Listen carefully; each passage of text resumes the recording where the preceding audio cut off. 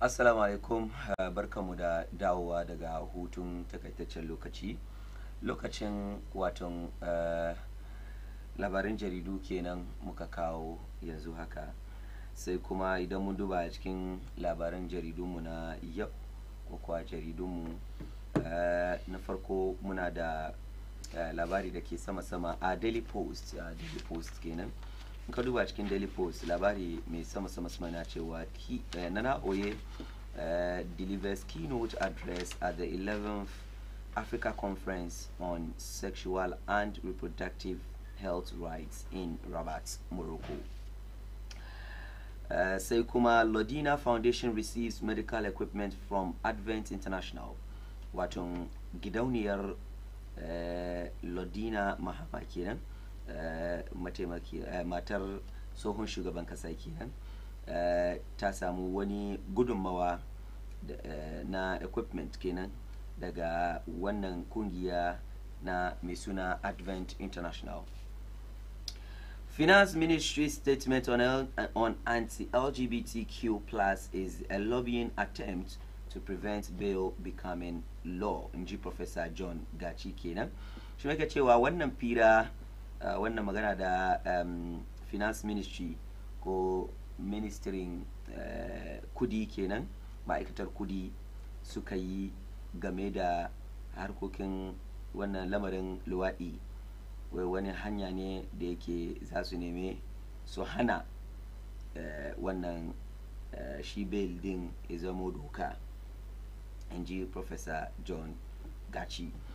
Babban labari kuma da kake gani a Daily Post shi ma batun shugaban kasa Adodi Nana Showboy, where Akufo-Addo unveils his own trick which will prevent him from signing anti-LGBTQ plus bill into law. Where wato shugaban kasa Akufo-Addo ya bayyana sirrinsa, his own trick, wanda yake zai hana shi yayi me ya hana wato sirrin kansa, ya bayyana sirrinsa wanda yake wannan sirri shine abinda zai hana shi sa hannu a cikin wannan wato doka. So wannan shine labarin Daily Post. Now Daily Guide, front page Daily Guide, where Freddie Blake protects mischievous multimedia video. Custom where I interview on the 26th of February, the multimedia in there's a one statement, but not from here. But here multimedia suka cut one part in the check among Ghana is a peaceful country that MPP soon could that about MPP to stay in power. So instead of saying MPP, they say AJH NDC. There's no, we don't have to. NDC is not. MPP should not be in power. Meanwhile, what he meant to say NDC. Am I multimedia suka cut some for social media engagements in there. About they munjika babban multimedia as they are bad regarding that. Send from Ghana to lose 3.8 billion World Bank funds. This has to do with the anti-gay bill. The hardware of Muke Nemo Sugar Bankasa.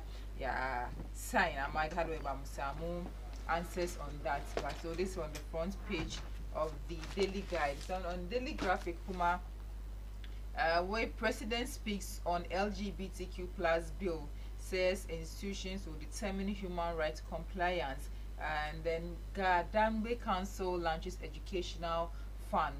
So no, Kuma, there's still the LGBT story here, where Ghana risks losing 3.8 billion in the pass one LGBT bill. Muka do a back page, the Daily Graphic, Kuma, where 2023 African Games, where Minister explains $47.7 million operation budget. And so this is it for the Daily Graphic newspaper stories that Akakao Muna necessarily on our front page of the headline. So got the Chronicles, where please don't accede to anti-gay bill. Finance Ministry kuma na suke na suna ba da hankuri kar president ya sign wannan bill. The new month invests 58.5 million in 58.5 million Ghana cedis in scholarship. This is it on the front page of the Chronicle. Yes, so stories in that. Okay, the Crusading Guide Kuma Way John Kuma jabs Mahama over his false stance on economy, and analysts welcome new appointment of Ken Ofori Atta. And then Kuma Apostle Boahin's boy granted 10,000 Ghana cedis bill. Kwabenya Traditional Authority laments over social Gayak land. Shega Hotun Sam George Kuma Wuruwe Sam George U10 on LGBT surprising. Sam George U10 on LGBT. Sam George be U10 getting LGBT. Anyway, so this is by the New Crusading Guide. Suma stories in Sukaka Umuna the Safinga Kena. Umamuka Duba online news portal sumo from the City Newsroom way. EC not prepared for December post and this Kuma Kena story John Kuma Nana Kuma Senokuma anti LGBTQ plus bill media houses editorial discretions not prescribed the Farmer Court Kena. We will go to court if Akufado accept LGBTQ plus bill gender activists. Yeah, come on the between LGBT by the years Zakari Magana LGBT as we time will just tell was it's going to be interesting as but this bill took 3 years to knock a pass. Yamaga Shalwa Munake Muka J3 News Kumawe Western Power using Finance Ministry to lobby Akufo-Addo not to sign anti-LGBTQ plus Professor John Gachike, just like you read on the Daily Post. Daily Post. So all the Sumawe anti-gay bill is yet to reach my office. That's by the president. And Ghana will not backslide on its human rights records. Akufo-Addo assures diplomatic communities. So these are some of the stories kind of online portals in that. Because I'm from 3 News and then also from City Newsroom. Right, so ina gani kanu labaran duka kenan sai kuma da mu je mu kawo muku mu zo muku da review insha Allah. So kada ku yi nisa, muna zuwa.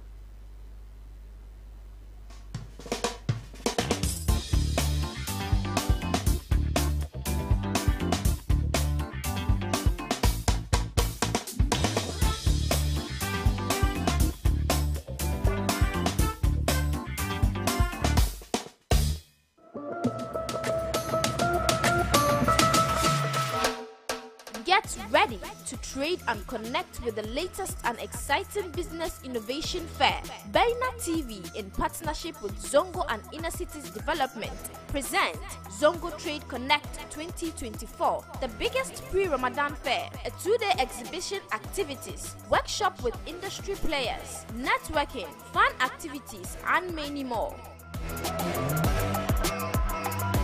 Happening on the 8th and 9th of March 2024 at the National Mosque, Kanda, Accra. Traders, business owners, entrepreneurs, and consumers, don't miss out this golden opportunity to discover new products, network with industry professionals, and make valuable connections. To book a stand, contact 0550 75 9714 or 0534 57 0026. Sponsors Zongo Trade Connect. See you there.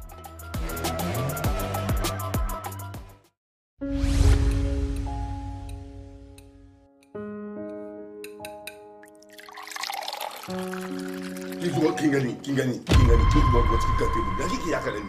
Kai ka san bai shida. Ki shida ni. Mun Bai ga shida ki ne shida. wannan abu ba. Ka san ba kuskure ne na school wannan ba. Kuskure ba. Ya ishe.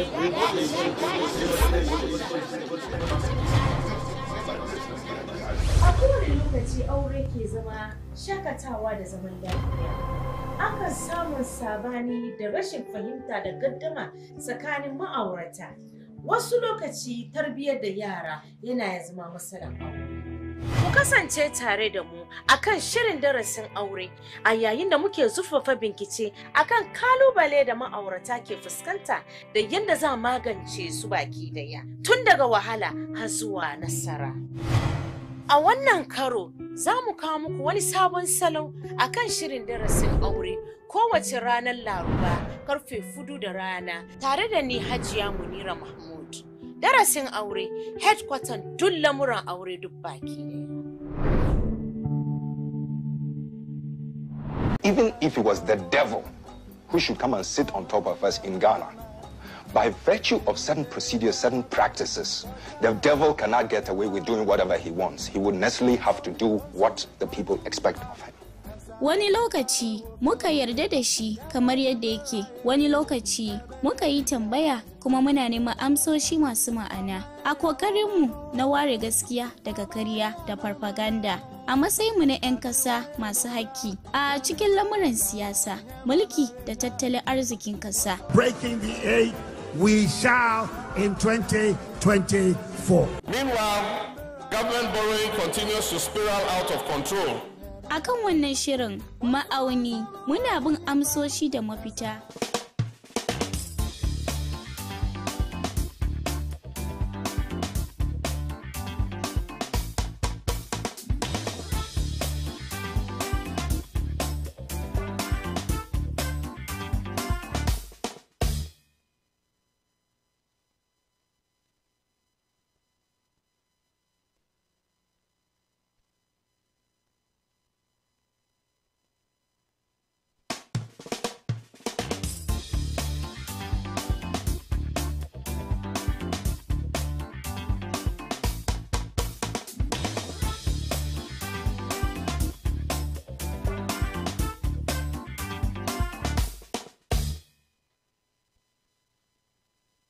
Pressure on the presidency regarding the LGBT law Parliament passed.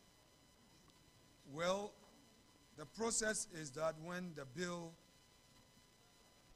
is passed in Parliament, it has to be first compiled by the drafting department of Parliament. So you know that the bill went through several amendments. It has to be tidied up. And then thereafter, the clerk would have to authenticate it. And after the authentication, the speaker would have to certify. It's when all these are done that the bill is forwarded to the president for his assent. As we speak, as a leader of the House, I can say on good authority that we've not completed the process. So the public needs to know this so that a certain impression is not created out there that Parliament has transmitted the bill to the presidency and all.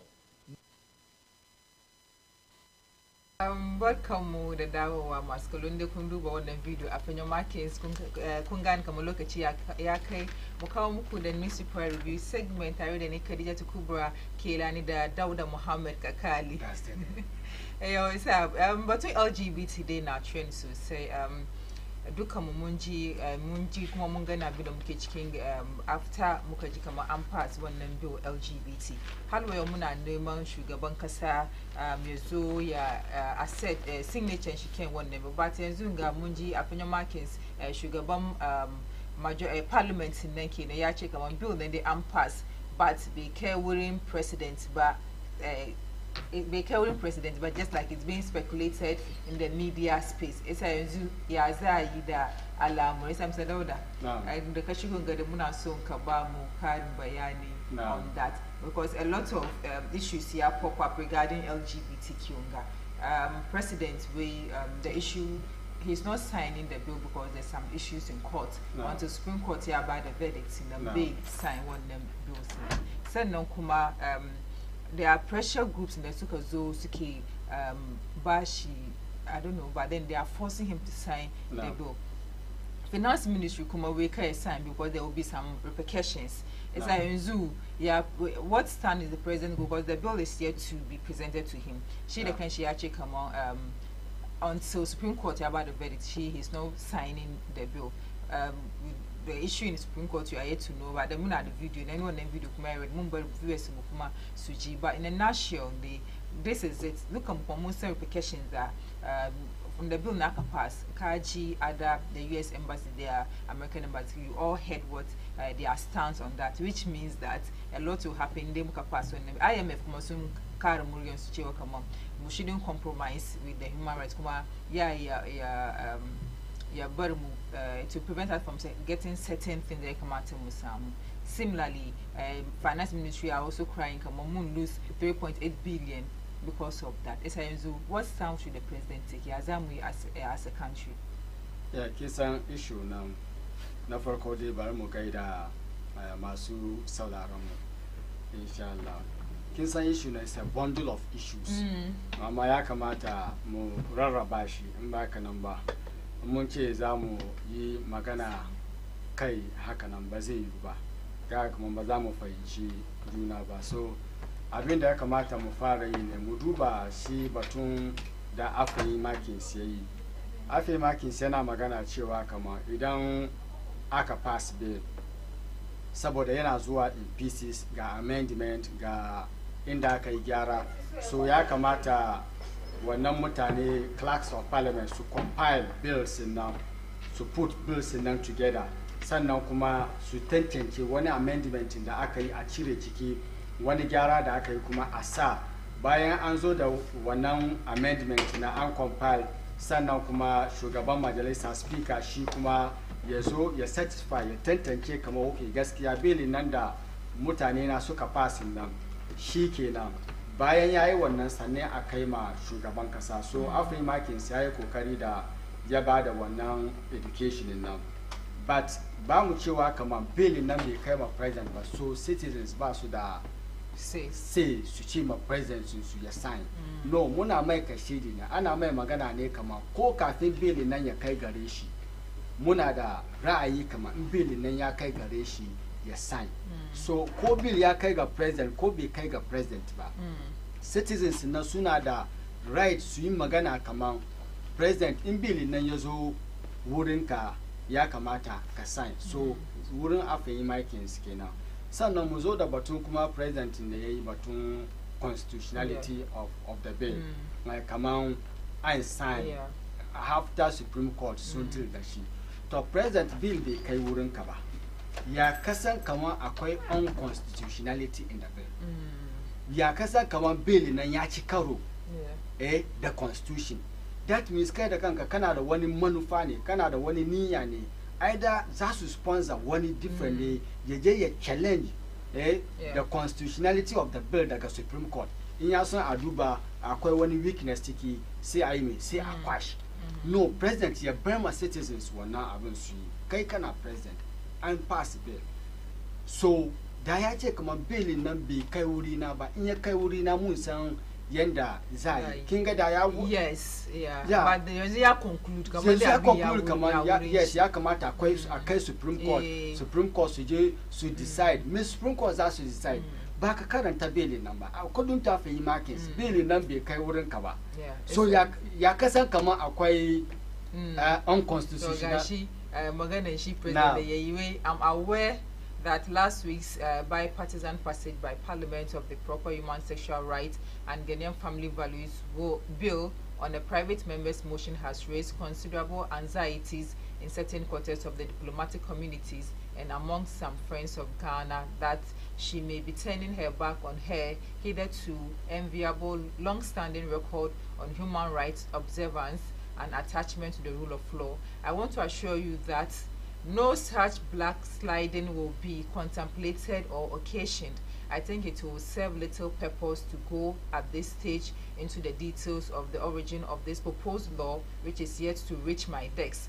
But suffice it to Supreme Court, suffice it to say that I've learned that today a challenge has been mounted at the Supreme Court by a concerned citizen to the constitutionality of the proposed legislation.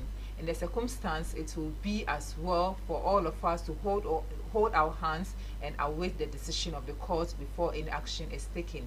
The operation of the institution of the Ghanaian states will determine the future trajectory of the rule of law and human rights compliance in our country. Signed, President Akufo-Addo. Yeah.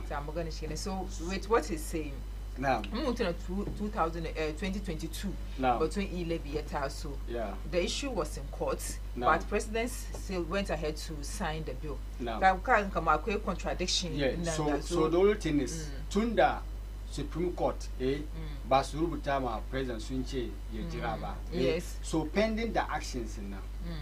Because the Supreme Court number so by the one directive come on because you are independent independent of the court. So unka sign bill now. So after soon by the determination come on is lawful or it's not lawful. Then automatically decision Supreme Court in they quash were now assent in the president now. Ama Supreme Court basu Hannah President execute one allocation to the best of my knowledge. Tunda Babada one ruling, but Ama she choose come out. Let's wait the Supreme Court. Where one citizen, challenge and talk one citizen. Because as well, if we have various pressure groups where human rights activists, the sorrows in the those who challenge one them bill, even a sentence that some are saying is too much, others are saying come on, be commander actually because they are going to fight it until soon getting the bottom of this. So one of these human rights institutions to carry the issue of to court. King and the Muka firing at bill in a yamutu. Wow. Why do you say that? Back in someone I've been like my unanimous decision. Yeah. Bill in a yamutu kina. So Ghanaians forget. Come on, pass. Come on, assent to the bill now. Yeah. Because soon call for amendment. So it will take even the challenge of Supreme Court in now. In the hack decision, the Supreme Court soon yes to delay. Politics no, it is not politics. It is economic. It is not political, it's economical because Kinagani come out. But another the example, but Uganda, the World Bank, Suka Hana Sukudi, Basu Finance project in Sukuba. So in the long run, how Ghana okay, what if I'm go forward I can pass one and do that. What are some of the repercussions? Because no, there will not be any repercussion. Because Joe Jackson, Gabon, Dallas Finance, we should swallow our pride and then seek for international aid, indirectly saying that Bill Naka as time because here come down because we always go out there for aid. No, the problem is Mesa Mukezu and my aid now. Mesa Mukezu and my aid because of mismanagement, because of corruption, because of Bamu set priority right. I've been the Bamusa, I've been the Muki Bukata ba. Sesa Zaga Kamamuna Zua Neman aid the Sauron Sudan. Mazamuchi Zamu made a Greek Muhimanchi Kamanyan the Moke Chema economy, Agarian economy. That one aid in Naduka Babin Chibani. Muche come out, ladies are just trying to be lazy. No. King in the hand, their hands are tight. You understand that Kumamuna and the IMF program. Kuma budgeting now. Muna Nema the donor support. Yes. Mu finance even this 2024 budget. Yeah. So you don't want them be kauba. But so Kamuna want now donor funding number. Abu Wanda Sugar Banka Sayeke so ye yiduka cafe ye exit Bezeya Yayiba. Amasega kama Batum Allah ne da batun batu. Allah na bamu hanya ne mufta. Hannun turawa mufta slavery. Yes. So mu embrace one above because Ghanaians suka call for the passage of the bill. So Ghanaians kuma sun san consequences. So idan aka pass bill ya an pass bill na idan president ya assent suka withdraw supporting su da sauran su da kudin da suke bamu. In muka rasa wannan kudin nan then Ghanaians will not blame the president kuma because musa kama action mu ya bari ba su ba mu wannan kudi ba so lokacin da sai mu yi tawakkali ga Allah mu gyara ayyukan mu za mu ga kama ba kowane country ke accept aid ba Gia made the same point that maybe this is our breakthrough as Africans Yes. to be able to manage our own affairs, because go back and celebrate independence. The independence of Ghana or in Africa man is meaninless until the black man is able to manage or liberate himself. But then here we are, freedom in the Muslim, but there's this mental slavery. Come on, without them we cannot survive. No, we can survive. So the Suka Hana Uganda. Kinji Uganda is a failed state. It's not a failed state. No, it's not a failed state. They pass their so the only thing is that I do but wasting now. Nsuka Hana Mukudin, and then we cut the waste. We prioritize many Muki Bukata. Many Muki, some will embrace one economic activity, homegrown one the Sukechewa. And then Mushem Musukama, even without their support. One man I tell was to say Basu Sen Kokomo. They need their raw material. Why Chema Basu Sen Kokomo? Watch my boss saying oil. The Sukache Basu saying oil in Russia because of Ukraine war. Russia Bas Hamutane soon saver. How many years Iran came under Yasunashi sanctions and embargo? How many years Sukasa Fidel Castro? Gasu Venezuela, Su Chavez Duca, Su Sasu under embargo. Gasu North Korea, Duca Sunana. So the only thing is Mugakama. This is the will of Command the Pentecostal one and Council Sukache Okama one. He should assent to the bill because it is the will of the nation. So when the Supreme Court today, in the Yaka Supreme Court, the Magana. Because Munche, the president is just reluctant to. No, Yazubili Nambi Kaurishba. Because look at the between LGBT, you know, he made a statement that it's bound to happen, but not in his tenor. It's bound to happen. LGBTQ plus, it's bound to happen. Long as it's bound to happen, activities is bound to happen, but not in his tenor. Can understand? So he has to move the free will to make sure it doesn't happen under his tenor as a president, because it may be in the sign, but yes, okay, it will have an impact, like maybe have some kind of implications on his name or something like that. I don't know. But you cannot blame him. Yes, you can't blame him because in Supreme Court you can stop bailing now. Come on, go ahead. It is against human rights. The sovereignty. Then nobody can blame president. Now, I might been there. Come out and I put bill in together as well as she gabanshi. In there was some money release code the Supreme Court. Come out, there is pending case in front of us. So hold on. In there was some one number. In your side, you should pass. I've been and they quash it. But they are ruling in against Avon. So am I see the case she have preempt what will happen. Yeah, so Professor Seidu. No. Professor Seidu, political science, head of political department now University of Ghana, welcome Yakmat President is sorry a sign the bill because this is what Ghanaians are calling for. So what is he waiting for? Those pressure group and activities in the Suke Tour and Tura so now the influence say so soon about that pressure. So Abi Samuya spread a catacomb. She admonish president come on president yes sign one name bill and two in order not to but that influence name is Sameshi. Bagashi president go Nigerian Supreme Court. So it's clear that maybe president based soon yes sir you're involved because of international aid in Ghana but to finance ministry the amount of pressure on him because we wanted 600 million the Obama Sam. And I'm saying this again that maybe do consume back among LGBT and then keep secure but the consequences in the Zezo, the buyer, kid, the yawa. Oh no, but in the Mokajenga, Yakamata, Yazu is good to come on Ghanaians, Muna for in town, consequences in the key attached to the thing. So you don't, in your sign, you go be IMF, Basubada 1,600 million, the other support the Zasubada. In one project now, when it Kawina, in Yana chicken. In the Akas, the Zaid or Kukuna IMF na in not blame the president, Kinga Banjaraba, Yakamata and Sankamoki. Soon one ane abin and Saboda were now bailing under not supporting it. Then we look at Inazamu Samokodi internally. Menene Zam one waste Nizamu cut. One project near Kamata Muishi.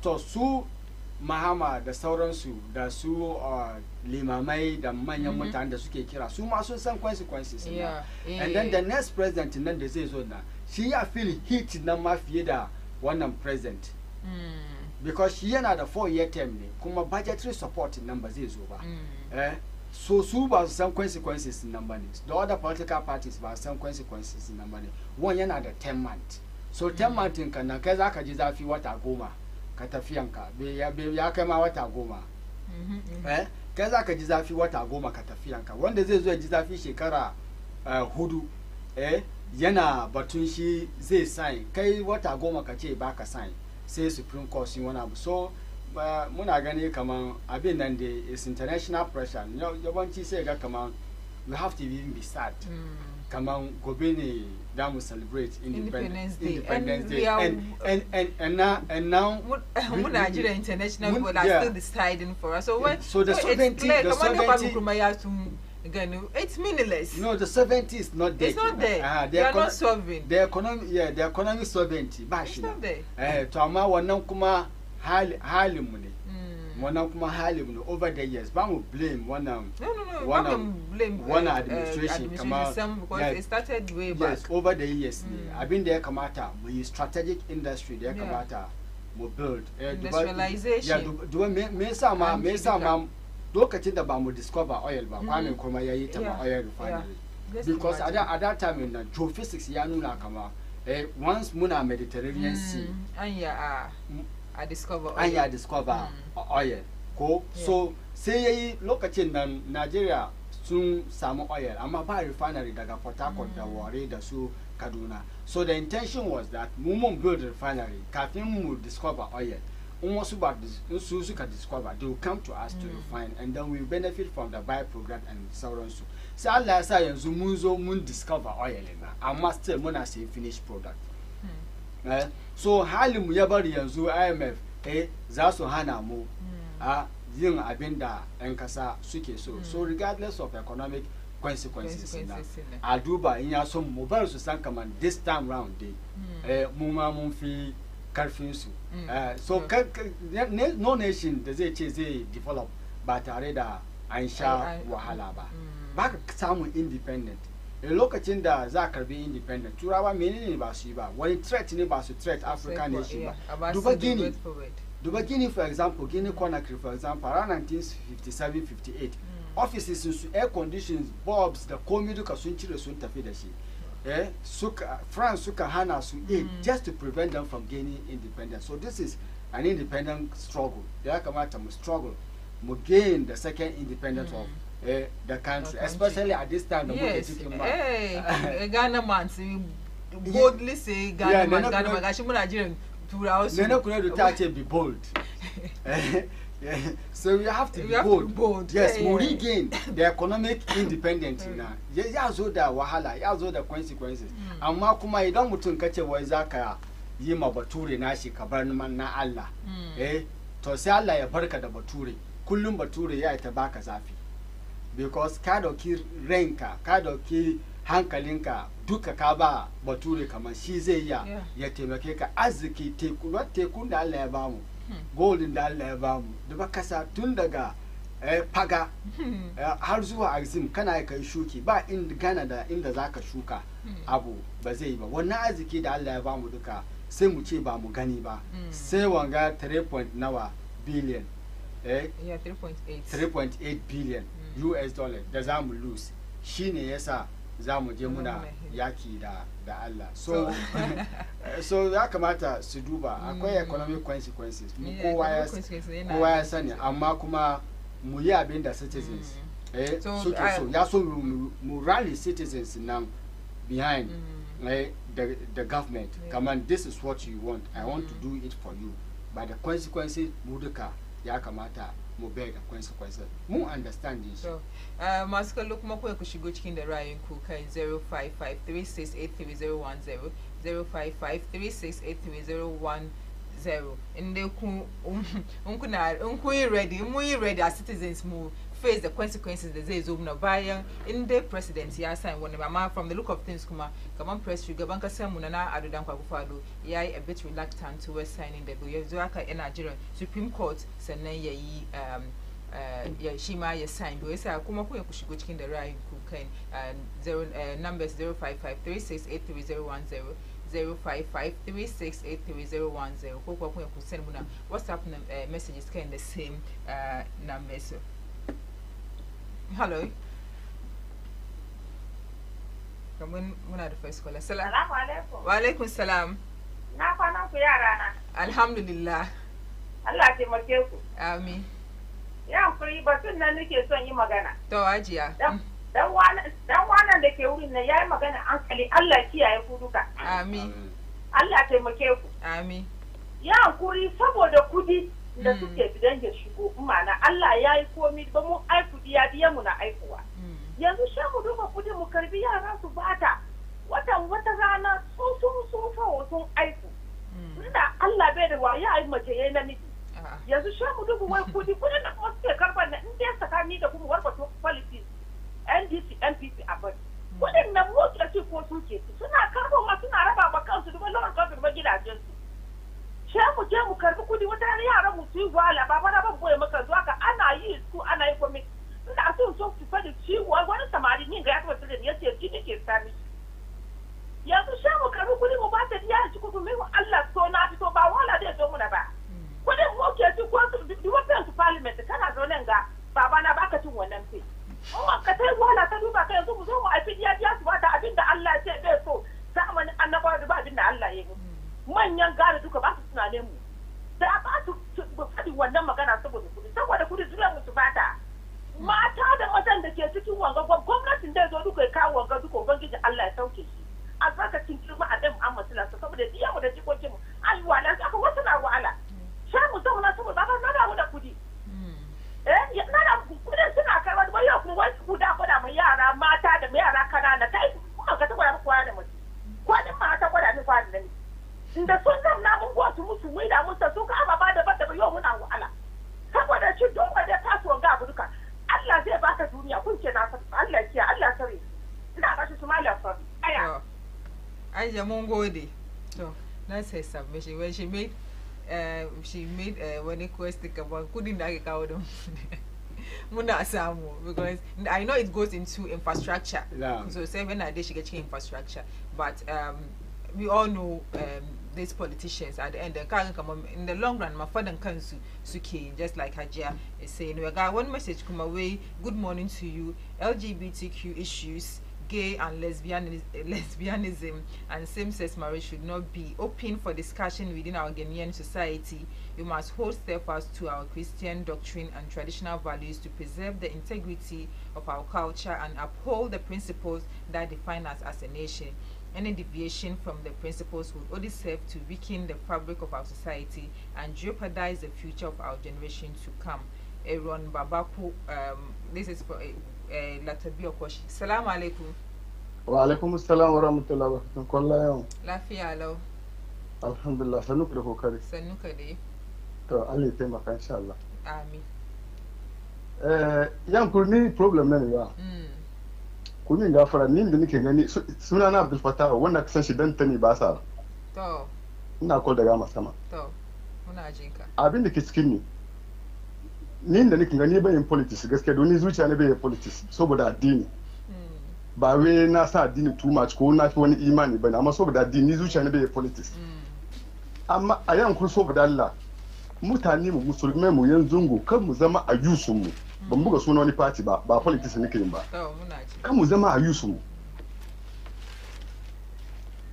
yanzu batun kudi ana gama batun kudin Ghana ya yi karfi menene wani shi ya zo ya zama ya yi batun kudi yanzu ba san yadda kuka tsabatan kan shi da gindin shi batun kudin ba shi a bar musulmi la show ko miya kusa endin nan a bar musulmi zo zama kan kujera yanzu yana batun LGBTQ da ake batun shiga yanzu ba wanda ya bude ba kai magana musulmi ya fefe zai zama yuki shaka lokacin da aka je batun yi labiyan inda suka je da munga ni na je garin sabu na gan ana yau wasu sun rika plaka suna batun bomiya fita magana kuma ba shi ya rika dola ba shi rika dola ba wasu sun ci kudin su sai wani a zo na bugo sunan wani ya ji ni kaman da wani musulmi ake maka ya ji ni ban politics amma mu pepe na kan mu zama yi su saboda Allah ke musulmi da kamata ta fita wannan mun in ka sai kaman finance ministry na in ba ka ni ka sauka ka bara point ka ce kai musulmi kai fa da wanga magana ba ke bane so but then regarding Muslim National Chief Imam magana where he's from his spokesperson, when the spokesperson speak, National Chief Imam magana where ya ji dadi with the passage of the bill na mai na fata aya assign so musamu definitely be support LGBT and then if the National Chief Imam magana Muslimai duka so yi magana kenan, so I think Muslimai must add up voices regarding the issue of LGBT. But LGBT Kamanda is becoming a serious issue. But away from LGBT, Mungani GIEC Sunkao calendar na towards the election, the Suka State Ababenezai from registration card placement there. So by minority Kumazun Ftosan come on, is still from everything the East in they are still not prepared towards the election, the December 2024 election. That's their they are saying come on, she's still not prepared because this her second election is at Yamai from all education now gonna come on, they are not prepared. Mesa that's we want to because she's trying to buy him take out in the Zama that meets they still have an IPAC meeting as some the key once you come from the various political parties, but come on the minority still but who trust, let me put it that way, because they still don't trust the EC to do due diligence. Eto, amakma by EC Nigeria that is what organize election. Yes. Yeah, it is the same EC. So kinsa azuma analysis. Akolo kachinda da shida wani boxer daga Australia. FedEx last book boxing. Sai azuma ya ce mai kama in yana so abuga an ce za buga shi neutral wannan grounds. Sama sai suna son a defeat azuma. So sai aka kai boxing now Australia. Sai azuma ya ce musa da suka kai Australia su kawo baban shi boxer nan ya zama referee, su kawo ya sunan shi man shi da yan shi da kanin shi su zama judges, you still beat him like Australia. Kuma haka yi 7 rounds sai ya knock shi. So abin da nake so in ga ma minority kama an zo da calendar ko ya za ku yi ya sunan shi electoral commission ita za ta handle election ko kana so ba ko ba ka so, you have to submit to a calendar. So kuna neman calendar ta ba ku calendar, so ya za ku me za ku make use of the existing calendar nan da ta ba ku, because idan kullum kuna criticizing ta yana erode faith tsakanin ku, bai bari ma tana open up. Komi za ta zo ta yi kunce bai da kyau, komi za ta zo ta yi kunce bai da kyau, ya erode confidence nan da ke tsakanin ku da ya sunan. Is it that minority that can about the confidence come soon win election? No, it is about minority at all times ni. Ba NDC minority kawai bane. Lokacin Charlotte say the same thing. Yeah. Lokacin Afarajan ya organize elections wanda MPP sun ci, NDC sun ci. Amma NDC suna opposition suna fight up Afarajan. MPP kuma na opposition suna fight up. So halin minority ne tunda muka fara wannan dispensation. So ya kamata su move away from wannan halin nan. Ku duba me kuke yi? Ta ka muku calendar. At this calendar, ku use calendar nan wadda ta baku nan. Ku program. That is the essence of calling for the calendar. Because not a master plan. So out of master plan and da ku cire naku subsidiary plans nan daga ciki. Ya so ku plan activities ku, rallying ku, training da za ku train fully agenting ku da sauransu, logistics ku da za ku nema da sauransu. So make good use of that one. Sai sana zo da batun azuma na, because ya san kama in home ground be fancy, so he prepared very well. So ku manta da isi menene ko ya kuka yi ta zata organize election, so ku concentrate on activities ku, manifestos ku, campaign ku, calendar ku. When you prepare enough, bayan da zai in kunci amma opposition kulung they are just on east. Yes. Kulung they are on east. No, Kinga, it doesn't work well for the nation. You're not very even my create tension, ma. Yes, tension. Okay, but soon as I'm now. Or call the Gangan is deliberate to no, says I can Harlem Sune, Harlem opposition. Says another key of Farjan example. Kamasilo Kachishi, NDC Sunchi election, MPP Sunchi election. Ama MPP sooner opposition, sooner against electoral commission. NDC Kumana opposition, the same man will sooner against she. So Halis ama su guji wannan. In ya son su duba, in akwai abin da za ta yi ne bai dace ba. Don ku faɗi plan. Amma kuna neman calendar, an kawo calendar kuma date da ta kawo calendar that was the same date. So me I don't get them. So abin da ya kamata su yi ne calendar nan da ta kawo nan ku je ku breaking shi down.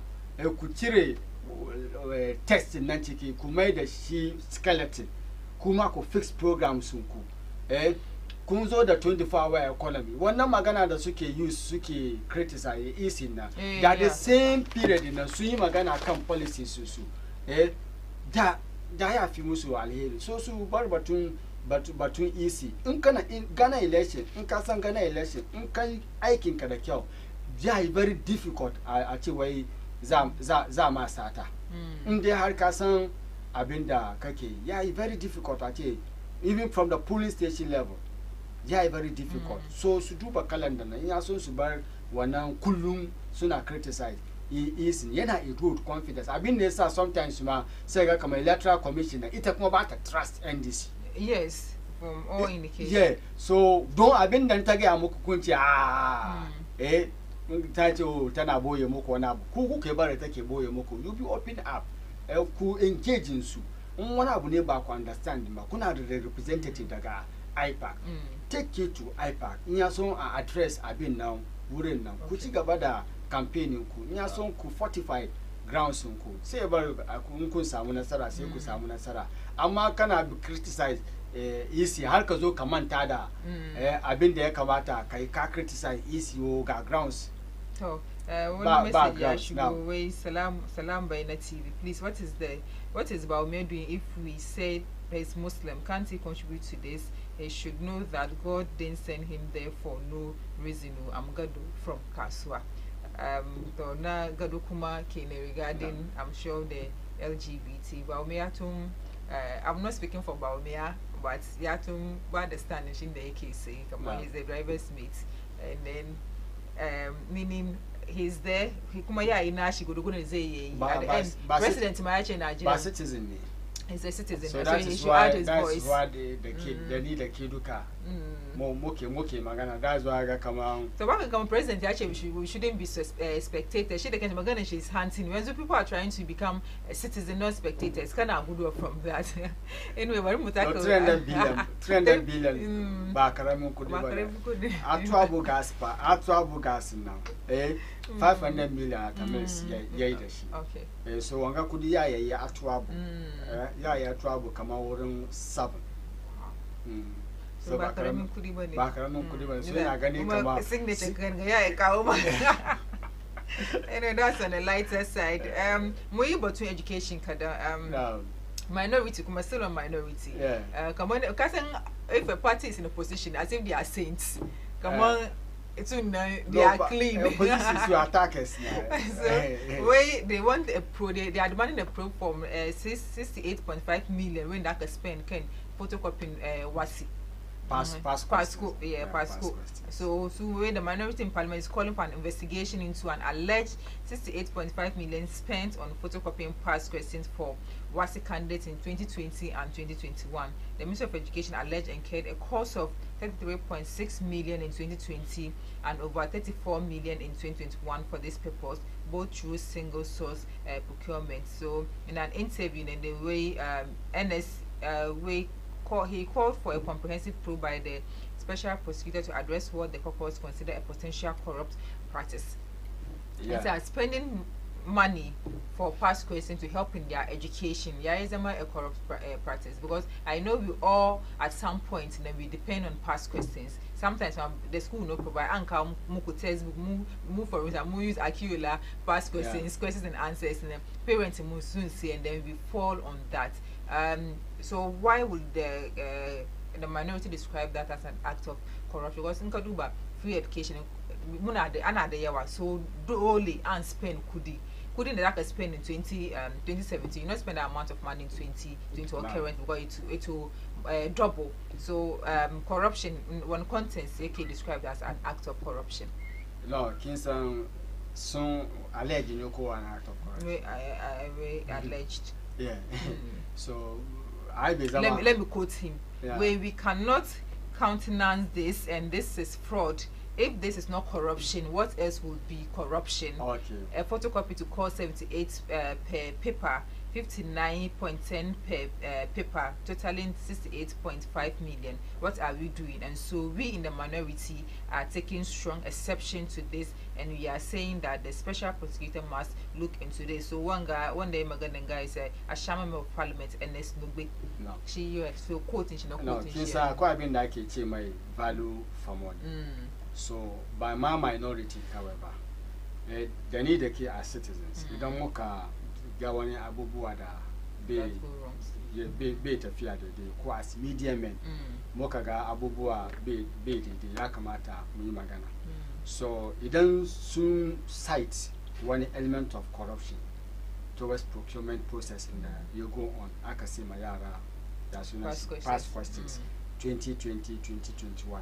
No look at the same past question. See about textbooks. So about textbooks. So say I can procure past questions to give them I've been fair idea yanda I can say. So bad so it down my in minority soon I represent citizens. So can cite one out. Come on, corruption ya go on. It is within their right to call for a probe. Bamuchewa kama soon call for a probe.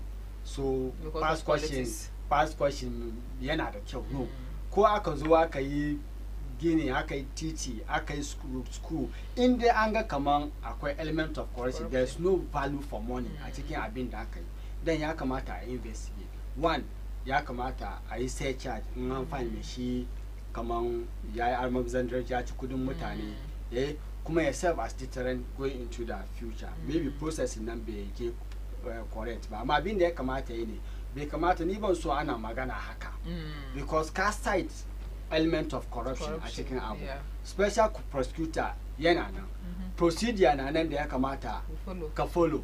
So ka follow due process. In formal complaint ne ka je ka lodge formal complaint ka san inda office da abin ya emanate in Ministry of Education no in DES ne o ina ne ka je individuals involved ka site insu, and then you lodge complaint against them. Say a commence their sunanshi formal investigation. Amma kuna irin wannan magana in ba take formal steps. Gaskiya ni ban jin dadi irin. Yeah, so it's clear the way they not following the steps, so it clearly partisan instead of should be a interest of the citizens. Amma su politics to keep. So idan kuna magana sai aga kamar nan kana dai magana ne saboda ba wai saboda interest of the citizens, yes, kind of political parties in political interest, point. So take action. But I'm not kind of kind of special prosecutor magana.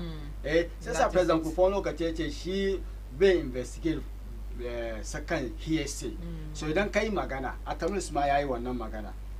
Come on, she be carry investigation can hearsay. Come on, carry magana. Come on, corruption. Mumbata couldn't kasa. Mumbata look at kasa. Imba kama ida kowa is on the investigation. Yes. About to look at you. The special constitution ya zauna. Be zauna. Kullu ya ce yana yawo yana kama fara. Kin san fara. Grasshopper. Oh, okay. Fara ya je yana nema yana kama fara. So lodge a formal complaint.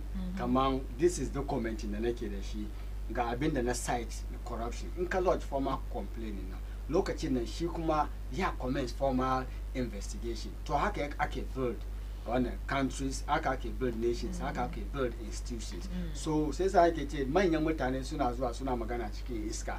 Ni bai min dadi. Bai ma dadi. Anyway, before Mutashi's political segment here, Shugo, France president. It's a BBC report in there. Where they are soon break Guinness World Record the Ghana failing them. This is said when they are the only country in the world that legalize abortion. Something Macron described as the pride of France. When you the Suzuka file legalization, Muna Nango wants to file LGBTQ plus.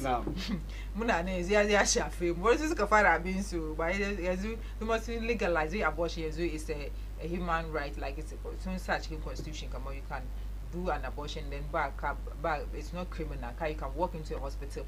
Regard argument in any it's muchy. She can decide whether she wants a baby or not. Music Marquay. Some medical condition that can terminate pregnancy, but with this one, maybe the person is not ready for the pregnancy, whether married or not married. They feel like the body is not willing to carry a baby. They can walk in a musu abortion without any fear. Come on, and come out. It's like France, they are on the move. Macron, they are support. Akwe pressure groups is okay against the call of the legalization of abortion. Soon the France they are admitting. Other countries soon far copy just like LGBT happening. No, kids abortion is a serious issue that even my US. Aqua state in the Suki legalize abortion. Aqua state in the legalize. Political party, for example, Republicans strongly against abortion. Americans are Democrat, so sooner support abortion as so Aqua did the countries that Suki support abortion. In the on medical grounds much terminate. Because rain much one fee value the run the first use in the chicken. So then you cost life from much. The one now ama haka kai say ba one reason I came bata soon da. So back so that means I can jimai. She wasn't ready. Yes. Says then Allah buys right. Ya kai wa wurin 6 months 7 months sai kike baki so. No. Choice in kike kai jima kika keep it for a certain period of time. So back in the one choice ya kamata ki haifi yaro na amma shi Macron da kanshi. What's on describing shi da the one word yana fight addini sosai.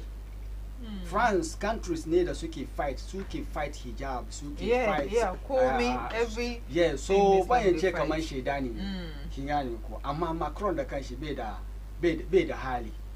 France su kina ganin su now sometimes sun fi wasu kasashe ma fight addini to amma bai kamata mu embrace wannan values su nan ba kamar yanda muke batun anti-gay yes bai kamata mu saurare su da yawa ba because yana bari fushin Allah sai sa arzikin da Allah ya ma duniya duka yanzu kin ga duniya na cikin wahala saboda kullum kuma turawan ne fa Amir wai inda ba mu red mu bido kan Allah ba mu ita manage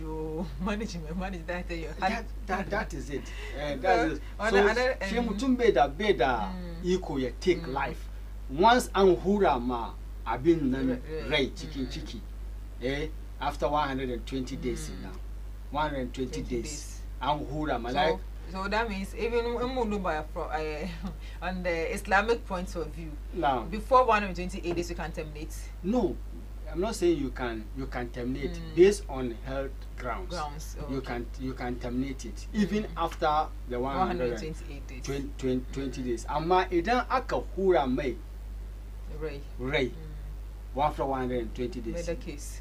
Meda case to lokacin da zai yi masa nadiyan shiga wutan mutum sai sa as musulmai bai kamata mu embrace everything west ba because su they are anti Allah da anti Quran da anti Islam su komin su ya sha bamban da addinin to su sai sa shi Macron kaga France kira Sarkozy da su France na ba karamin illa suke ma Says baby and mamaki were soon break. He described as a pride. Where soon break when a grace word of record. Don't worry, I can the pride of France. Yeah.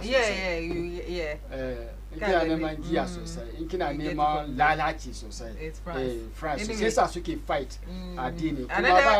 Kuma Yasunashi, even Crusaders, the Suka Yaki. Muslims that are Betel Magdis, the Jerusalem. They want to have to go the France. So wouldn't the two she done in Interesting. So let's just look at the last one. Donald Trump is back. Casting Kamashanka quotes. So I reject and the efforts in way Colorado to remove Donald Trump's name from the state's Republican primary ballot, leaving the former president a major victory as he seeks his party's nomination. But on Monday, came a unanimous decision, the December 19 decision by Colorado's top court to kick Trump off the ballot under the 40th Amendment of the U.S. Constitution, which includes a section that prohibits individuals from holding public office if they have participated in insurrection. Yeah, so exactly they called the about the Dama Trump to come back. Is it a big win for America? No, it is big win for him in particular because Kinga yana the corruption related cases there were. Sannan kuma akwai da aka storm the Capitol House now. Lokacin da za su in Biden da sauransu duka an charge shi kamar shi ya incite supporters. So yana akwai legal battles in da yake face within America. Amma kuma he is in the lead to become the one presidential candidate. Yana need win ne yau. Idan yan win yau the Super Tuesday idan yan win shi yau because yanzu yana about 241 delegates. Opponent she tana da about 44 delegates. So ya bata over 199. So in ya clinch yau election da za in some states to ya zama presidential candidate na Republican saboda kin san ana hunting so yana neman wannan abin. So it's big win for him, not big win. Yes, Dama win. Then he becomes the presidential candidate for Republicans. Say with Biden. Trump has amnesia. From the look of things, Americans have their reservations about Biden. Trump, yes, American, sooner Democrat, I've been done sooner the outside. Yes, Americans build America before you build other nations. So there are the chances of defeating Biden. In the Biden, you continue the Ukraine issue, you continue the Palestinian issue, Beijing the economy, America, Beijing the internal issues in America. But sana cases to Republicans kuma sooner side on the Christian America. Yes, So haka suke. Sai salaga kuma sooner against abortion, soon against excessive human rights, the sauransu na. So soon as soon to build American. So kuma yanzu wurin ne hankalin America. So in the Biden bai bar geopolitics in da yake shiga harkan mutane ba, it's likely Trump ya defeated. So it's a big win for Donald Trump. She problem is she ne wall nan da yake so na because even abin da yake bashi win kenan abin da yake bashi win kenan saboda mutane suna ga kamar immigration laws na and Democrat yayi too loose so baki na shigo muna ya bar Americans ba mu samu walwala dewa so wanda suke da border area nan duka suna supporting kuma ya re-echo kamar in yazo wannan war tsakanin America da Mexico na shi kuma yana da problem kan Israel. Sannan kuma bai son Africa. Ba ga lokacin shi ne ba su Sudan. Describe shit hole. Seriously. Describe shit hole. She problem. Very offensive names. Amma shi kuma in yana na world order yana sauki. Inda yana nan ne da ba Ukraine na. No. Bai Ukraine. Da yazo bai samu issue da China ba. Bai samu issue da sunan shi Russia ba. Manyan state nan duka, BRICS nan duka ya collaborate da su. Bai samu issue da su ba. Amma wayannan su suka zo sai suna medal in the outside wannan America event outside America. Shi yake kawo mana program. Okay. All right. Dauda Muhammad Kakali. Wai dan masani. Mun gode sai da ka samu dama ka bar muka throw more light on the especially issue na LGBT na. Yes, allow me demonstration. LGBT. Yes, allow me demonstration. Yes, it's within our rights. Yes. Islamic community. Akamata mu demonstrate mu je mu kai petition wurin president. Yes. Akamata mu hadu daga National Mosque. National Mosque. I think it's a nice call. Amaka come yake kiran su. National Muslim Union, we say yes, we come on, but Sam, only the issue of National Muslim Conference. Yes, I come up present manifesto, Kakirashi Muslim manifesto. Yes, and yes, keep it now. Before we even wrap up, yesterday, we touched on that, and there's got points in that. So they are looking at TVS, they are looking at Asamo, a national abattoir, and what?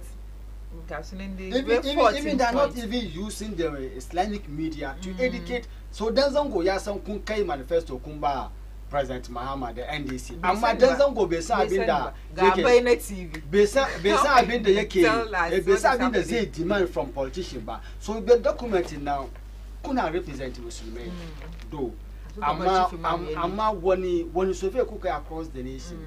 So we need some answers. Nizango na menake bukata cikin zango na.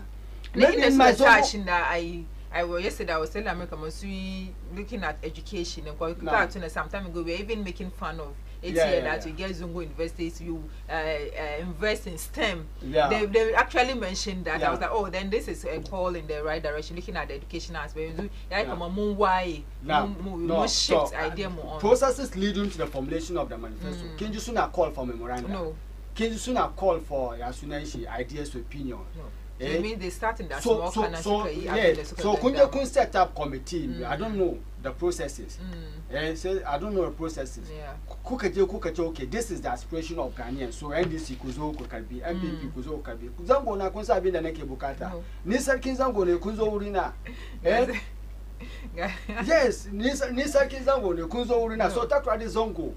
Who represented the Takrady Zongo in the committee?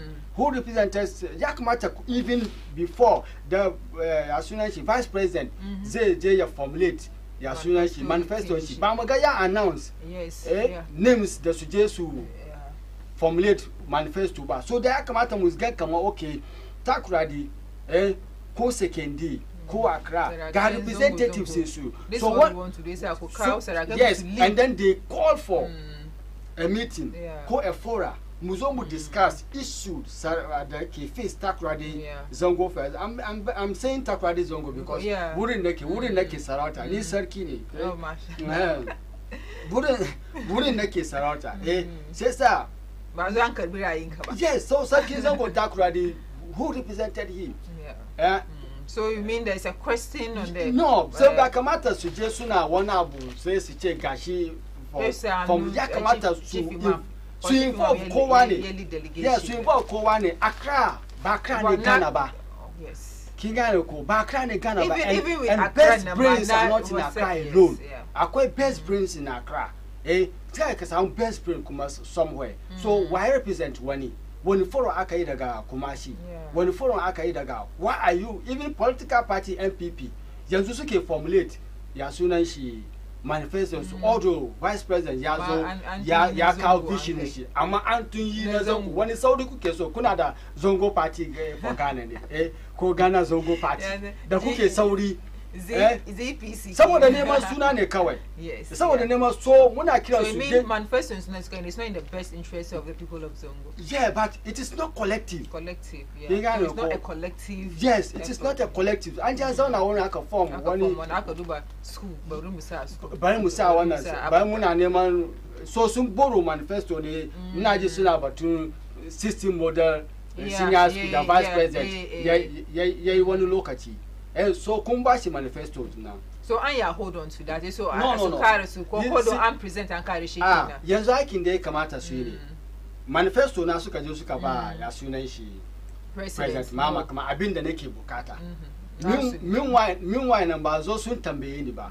so su komo su zo su educate Ghanaians su da suka zo National Muslim Conference na su educate the Ghanaian Muslim kama manifesto nan da muka ba President Mahama na ga abin da ke ciki ga abin da ke ciki so in kai ma ka samu dama ka demand the same thing amma bai kamata ku kun je kun bashi wani abu sun zo takara da zango mun zo muna neman wani abu daban ba sai ce a ba manyan ku sun kamin haka kaza ba min wayan nan ni da nake takara da zango na ni ban san abin da so su educate Ghanaian Muslim kaman ga manifesto da suka yi amma za su yi wani abu su bari a san kaman abin da su bari an form Muslim Manifesto Committee wanda an ba su period kaza su zo da so all the leaders in the various communities yes and then the draft copy now they come out to present Mahama before discussing it with the Zongo people back so I come out to come at the Zongo state this is the draft so soon discuss one and fine tuning she and accepting she sannan ku zo ku kai amma kun je kun kai suka zo start by Zongo we will demand something else inda wannan ya fit for Thank you, Zongo.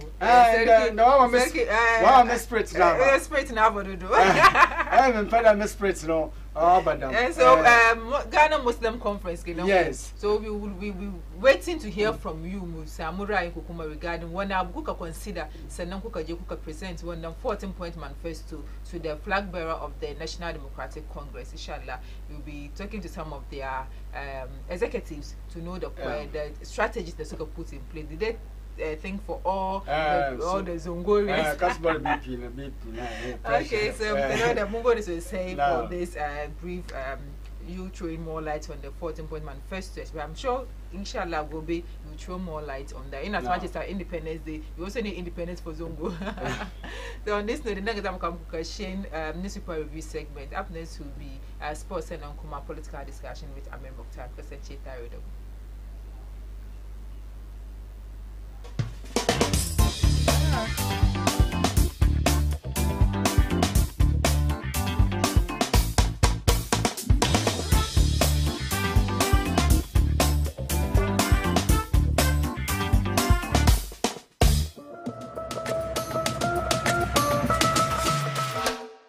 Get ready to trade and connect with the latest and exciting business innovation fair. Baina TV, in partnership with Zongo and Inner Cities Development, present Zongo Trade Connect 2024, the biggest pre-Ramadan fair, a 2-day exhibition activities, workshop with industry players, networking, fun activities, and many more.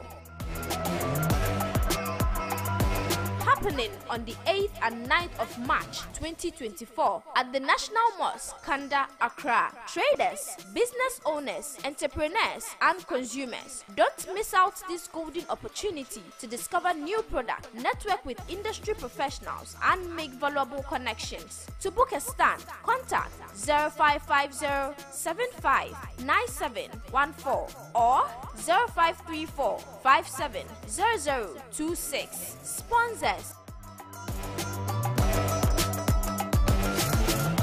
Zongo Trade Connect. See you there. Even if it was the devil who should come and sit on top of us in Ghana, by virtue of certain procedures, certain practices, the devil cannot get away with doing whatever he wants. He would necessarily have to do what the people expect of him. Wani lokaci muka yarda da shi kamar yadda yake, wani lokaci muka yi tambaya kuma muna neman amsoshi masu ma'ana. A kokarinmu na ware gaskiya daga ƙarya da farfaganda. A matsayinmu na 'yan ƙasa masu haƙƙi a cikin lamuran siyasa, mulki da tattalin arzikin ƙasa. Breaking the 8 we shall in 2024. Meanwhile, government borrowing continues to spiral out of control. Akan wannan shirin ma'auni muna bin amsoshi da mafita yayin da muke sanya 'yan siyasa da jami'an gwamnati akan dandalinmu mai girma. Kasance tare da tawagarmu mai matukar amfani a shirin ma'auni, shirinku na siyasa mai fadakarwa da ilmantarwa a tashar talabijin da kuka fi so. Ma'auni yana zuwa muku a kowace ranar Laraba da Juma'a da karfe 8 na dare a kan Baina TV. Baina TV, connected to your world. President Akufo, member will show down. Vice President, member will show down.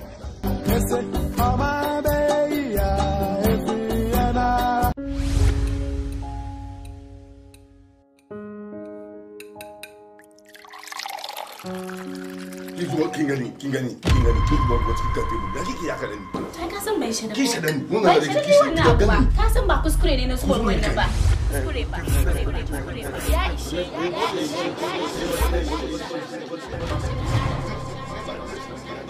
A kowane lokaci aure ke zama shakatawa da zaman lafiya. Akan samun sabani da rashin fahimta da gaddama tsakanin ma'aurata. Wasu lokaci tarbiyyar da yara yana ya zama matsalar aure. Ku kasance tare da mu akan shirin darasin aure a yayin da muke zurfafa bincike akan kalubale da ma'aurata ke fuskanta da yadda za magance su baki daya tun daga wahala har zuwa nasara. A wannan karo za mu kawo muku wani sabon salon akan shirin darasin aure kowace ranar Laraba karfe 4 da rana tare da ni Hajiya Munira Mahmud. Darasin aure headquarter duk lamuran aure duk baki ɗaya.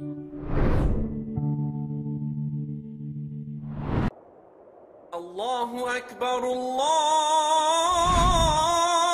Akbar.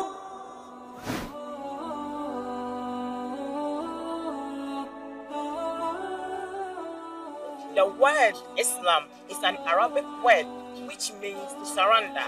As a Muslim, you surrender yourself to the Almighty Allah, your Creator. To do that, we need to understand the concept of Islam. Maina TV comes your way with the most educative and informative Islamic program, Understanding Islam. On this show, we answer all the questions regarding Islam, the do's and the don'ts of the Sharia, and many others. Make a date with me, Aisha Muhammad Saqib, this and every Friday at 10:30 a.m. as we educate ourselves with the knowledge of the deen.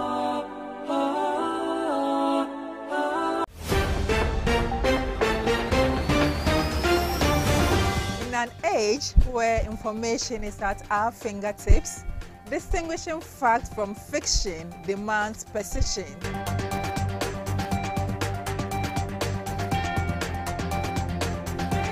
Akan gaskiya da aminci za mu zo muku da labarai wanda ya dace da tsarin 'yan jarida.